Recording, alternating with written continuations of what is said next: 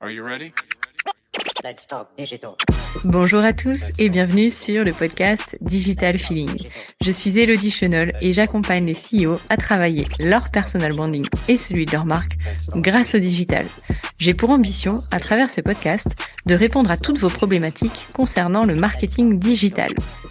Pour cela, si vous avez une question, rien de plus simple, vous m'envoyez un message sur LinkedIn en privé et j'y réponds lors d'un épisode.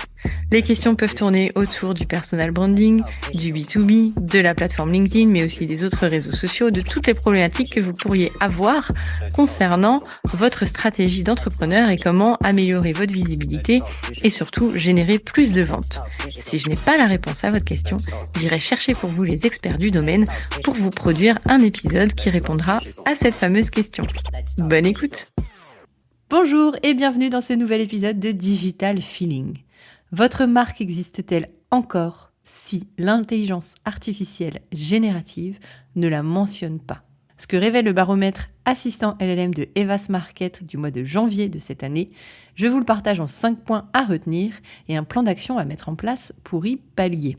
Imaginez qu'un de vos prospects ouvre ChatGPT ou Gemini et tape quel est le meilleur prestataire dans le secteur de votre choix, votre secteur d'activité idéalement.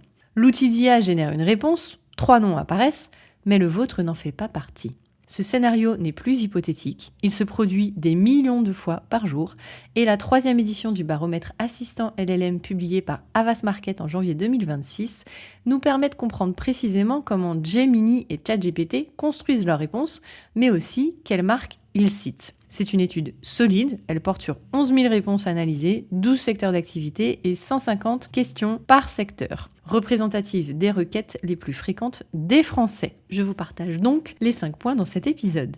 70% des sources proviennent des médias. Sur ChatGPT, c'est le cas, avec 70% des sources qui sont citées, qui proviennent des médias. Donc la presse spécialisée, les blogs de référence, les sites de comparatifs, les plateformes vidéo.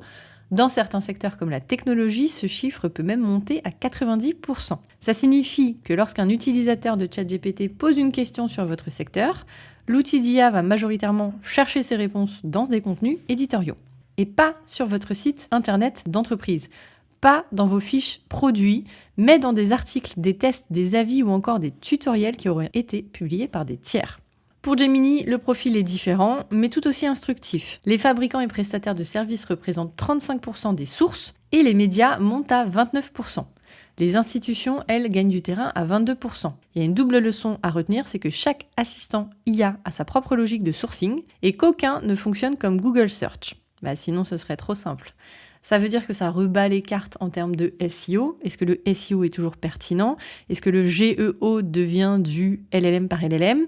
Ça pose quand même pas mal de questions. Alors avec ces deux outils, on a deux visions du monde. C'est peut-être l'enseignement même le plus stratégique de cette étude. ChatGPT et Gemini ne puisent donc pas les mêmes sources, ne privilégient pas le même type de contenu. Gemini construit un mix relativement équilibré entre contenu de marque, sources institutionnelles et contenus éditoriaux. Il a tendance à s'appuyer sur l'expertise métier et les données officielles. Quant à ChatGPT, il est massivement orienté médias. Il privilégie les sources pédagogiques, les comparatifs et grand public. Les institutions y pèsent à peine 5% et les fabricants 18%.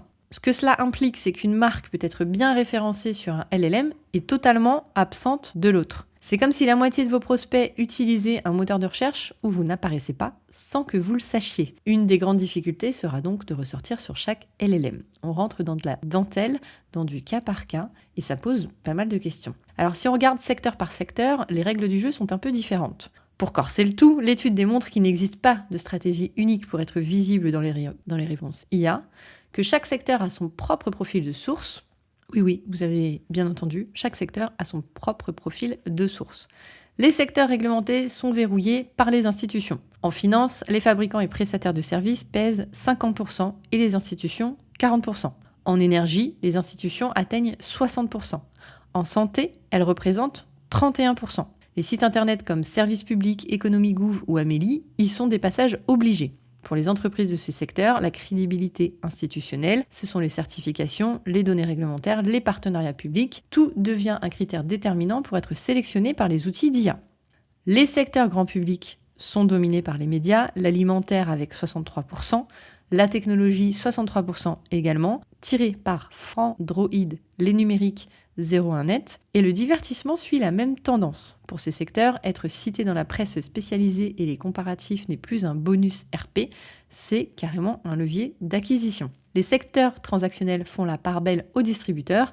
La mode se distingue avec 43% de sources liées à l'achat et à la recommandation produit. Le bricolage combine fabricants, 37%, et distributeurs, 33%. Et l'IA y joue un rôle de guide d'achat. La volatilité des sources, est-ce une menace ou une opportunité ? Un point important, les domaines les plus cités changent d'une édition à l'autre. Dans l'automobile, le top 10 de septembre 2025 n'a quasiment rien à voir avec celui de janvier 2026. Même constat dans le secteur de l'énergie, en immobilier ou en tourisme. Cette instabilité envoie un message clair, les positions dans les réponses des LLM ne sont pas acquises. Alors contrairement au SEO traditionnel où un site bien établi conserve ses positions pendant des mois, la visibilité sur les outils d'IA générative, elle est dynamique et imprévisible. C'est une menace pour ceux qui pensent que leur notoriété suffit, mais ça peut être une fenêtre d'opportunité pour ceux qui s'y prennent maintenant.